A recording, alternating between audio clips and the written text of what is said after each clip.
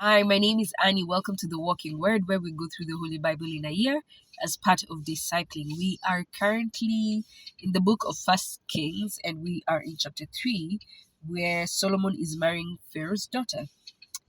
And Solomon made an affinity with Pharaoh, king of Egypt. So they became friends and took Pharaoh's daughter and brought her into the city of David. Uh, But remember, they were not allowed to marry outside their tribe, right? Until he had made an end of building his own house and the house of the Lord and the wall of Jerusalem round about. Only the people sacrificed. Only the people sacrificed in high places because there was no house built unto the name of the Lord until those days. Okay? And Solomon loved the Lord, walking in the statutes of David his father. Only he sacrificed and burnt incense in high places.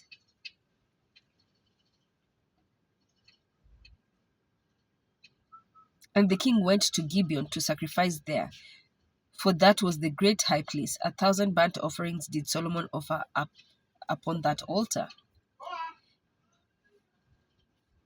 Verse 5. In Gibeon the Lord appeared to Solomon in a dream by night and said, Ask what I shall give you.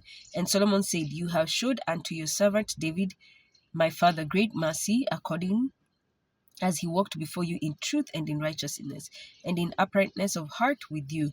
And you have kept for him his great kindness, that you have given him a son to sit on his throne, as it is today. And now, O Lord my God, you have made your servant king instead of David, my father, and I am but a little child. I know how to come in and go out. Basically, I don't know how to rule. And by this time, Solomon could not have been more than 20 years old, or at least 20 years old. And your servant is in the midst of your people, which you have chosen, a great people who cannot be numbered nor counted, of a multitude. Give therefore your servant an understanding heart to judge your people, that I may discern between good and bad. For who is able to judge this your great people? Who else?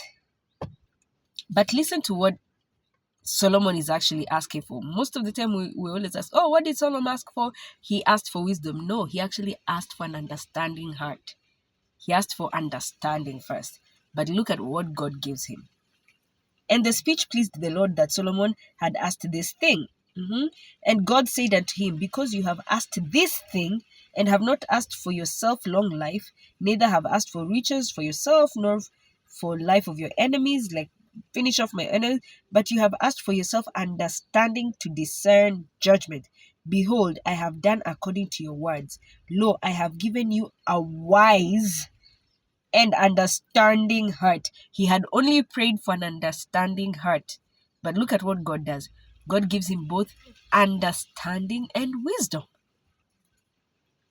Because remember, there are these three things we tend to use them interchangeably, but they're very different because they are the makeups of God's spirit. God, the seven spirits of God.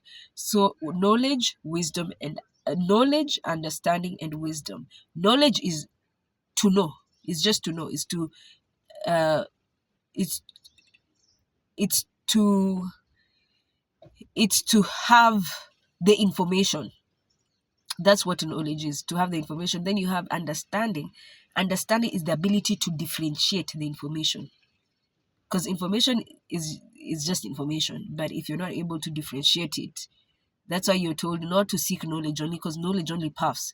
There are people who know so much, but meh, meh, so the ability to knowledge, information, understanding, to be able to differentiate that information.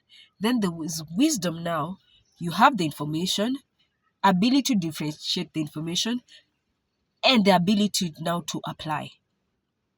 That is wisdom. Wisdom is the ability to apply information, differentiate information, then apply it. So that's what. So he prayed for understanding, but he was given both understanding and wisdom, because God knows he needs you if you want to discern, you must be able to discern, but you must also take action. And that's where wisdom comes to play. It's to be able to get the information, differentiate the information, then make a decision, take action. And that's what. So as Solomon was praying, Solomon prayed to be able to differentiate, to discern. But God is like, no, no, no, I'm going to do you better because of what you've prayed for. I'm going to give you also the ability to apply it. And that was how God responds to it. So yeah, so this is what, and God said unto him, because you have asked this thing, and have not asked for your long life or riches or to me to finish off your enemies, but have asked for understanding, this is what I give you. I have given you a wise, so wisdom, and understanding heart, so that there was none like you before you, neither shall any arise like you. So Solomon is basically the epitome of wisdom. And I have also given you that which you have not asked for, both riches and honor, so that there shall not be any among the kings unto you in your days, all your days. And if you walk in my ways to keep my statutes and my commandments as your father David did walk, then I will lengthen your days. And Solomon awoke, and behold, it was a dream. And he came to Jerusalem and stood before the ark of the covenant of the Lord, and offered up burnt offerings and offered peace offerings, and made a feast of all his servants. Then came, verse 16, then came there two women who were harlots unto the king, and stood before him. And the one woman said, O my lord, I and this woman dwell in one house, and I was delivered of a child with her in the house. And it came to pass the third day after that I was delivered, that this woman was delivered also, and we were together. So these are women who've given birth at the same time. There was no stranger with us in the house, apart from the two of us in the house. And this woman's child died at night because she overlaid her child. Basically, she rolled over and slept over her child, and the child died. And she arose at midnight and took my son from beside me while your handmaid was asleep, and laid it on her bosom, and let her dead child in mine. And when I arose in the morning to give my child to suck, behold, it was dead. But when I had considered it in the morning, behold, it was not my son, which I did bear. And the other woman said, No, but the living one is my son, and the dead one is your son. And this said, No, but the dead is your son, and the living one is my son. And they kept on bickering back at each other. Then said the king, the one says,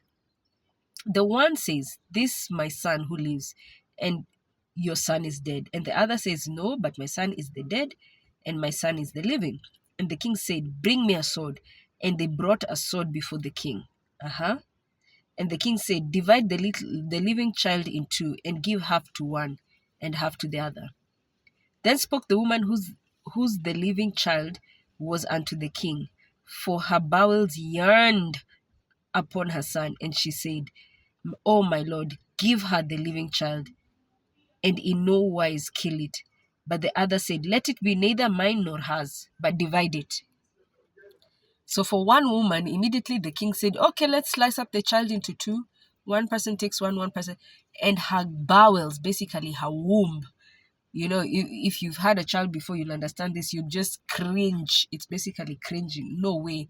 I'd rather have a child, but who is living, even if they're being raised by someone else. Well, the other woman was like, yeah, okay, fine. Yeah, let's split the baby into two. Let nobody have a baby. Then the king answered and said, Give her the living child, and in no wise slay it. She is the real mother thereof. And all Israel heard of the judgment which the king had judged, and they feared the king, for they saw that wisdom of God was in him to do judgment. Like, this is the beauty about God. Immediately, he gives you a gift. He provides an opportunity for you to use it and reveal it, and a way to help you. He'll confirm for you that you have this gift. Let's move to chapter 4, where we see more of Solomon's great wisdom.